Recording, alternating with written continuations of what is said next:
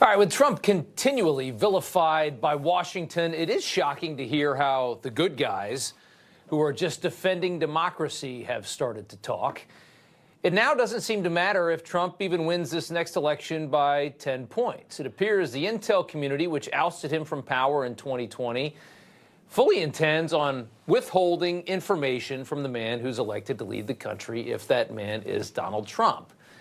Intel briefings for a party's presidential nominee has been customary for decades. They're saying that at this point now, that it'll start there. For the nominee, no, not anymore.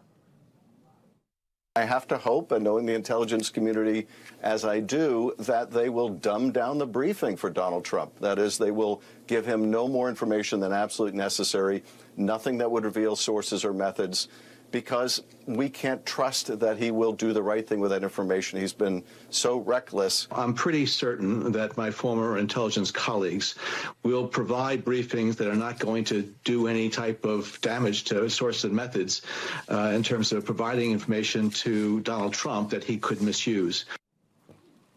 Yeah, he's the problem. Florida Congressman Byron Donalds joins us now. He's a member of the Oversight Committee. And, sir, it's good to have you on. Your reaction to this, they have no shame anymore. They're just saying it out loud, and they're going to try, even if Trump wins the election, they're not going to want to show him everything. First of all, nobody should even be listening to Shifty Shift.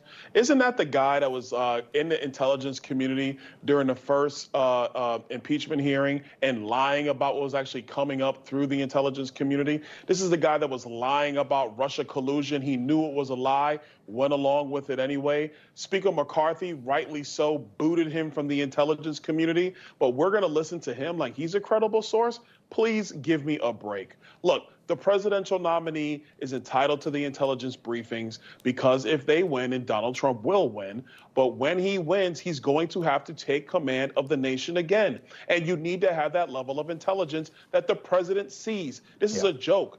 Conflate that with a Joe Biden, the guy who left classified documents in his garage next to his Corvette, a guy that the only reason why Robert Hur isn't filing charges is because he's got a poor memory and he's an elderly figure. This is a joke brought to us by the radical Democrat left. Just to eviscerate whatever credibility these people had left, if there's any at all, they're using Trump's classified documents case as cover for why they're trying to do this. And this isn't just about, the nominee. This is about, this will be the Trump presidency. The intel community has no interest in him coming back to the White House. They're going to be playing games with him as the president. But evidently nobody told these people that the man that this same community installed, the intel community worked to install Joe Biden in 2020.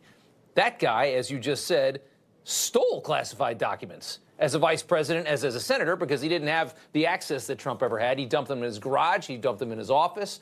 Some of Biden's stolen documents had information on Ukraine, where he and his son made millions of dollars doing business in that country, the country where he used $1 billion of leverage over the president to get the president of the country to fire a prosecutor that was harassing his son's Ukrainian boss. So they can sit there on television and with a straight face, you got John Brennan, the former communist head of the CIA, sit there with a straight face and say that because of Trump's actions with classified documents, he shouldn't be able to get intel briefings, while Joe Biden sits in the White House right now, and that's the guy that they personally worked to install into the White House. Yeah, I mean, it's total insanity, but what else do you expect from the radical left at this point? This is what they do on a regular basis. They are insane, their logic sucks, and then they gaslight the American people. We should not be listening to these people. They are foolish. They are the ones who are leading America into decline. Donald Trump will get this country back on track. We all know that. And look, we shouldn't be listening to them. That's the bottom line. They're ridiculous. You're dead on about that. I want to go into further what you just said. Trump has effectively ruined MSNBC at this point. Their morning show, Morning Joe, is basically an insane asylum for the Trump deranged. I want you to just take a listen to this, and somehow this is where we've gotten to as far as the rhetoric. He's going to terminate the Constitution. He's going to be a dictator on day one. He would like to execute generals for not being lackeys, for treason. Said he could use SEAL Team 6 to execute his political opponents and not be arrested. and you go through all of this long list. You go through his presidency and things that he said and did in his presidency. You don't just have what he's saying. You have now a record. Can you imagine that they can just go on TV and say this stuff? I mean, listen, these people have lost their mind. They're acting as if Donald Trump wasn't already president once. He was president. Was the Constitution terminated? No.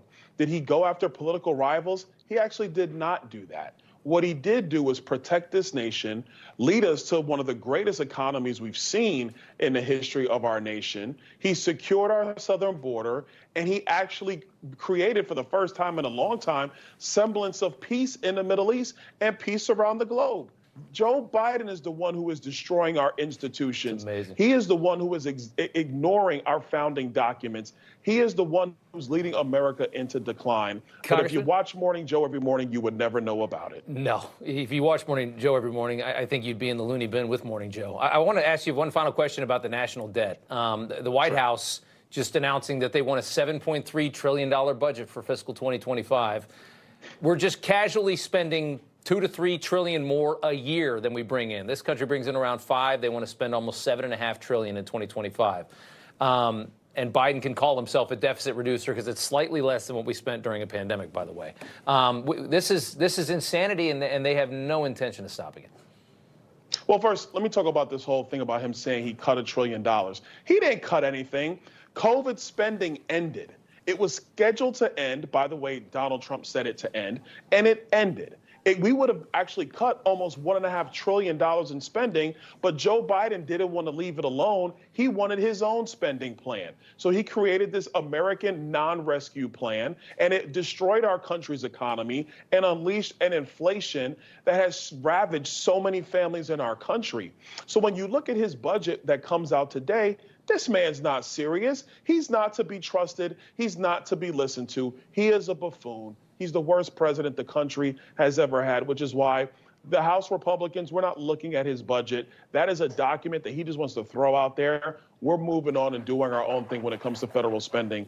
I would call on my colleagues, especially Republican leadership in House and Senate. We have to cut spending. We cannot continue at these high levels. No. The country cannot survive it. Yeah, this is nuts at this point. Just tacking on $2-3 trillion onto $34 trillion every year. That's not going to do it. We're gonna find ourselves in a really deep hole.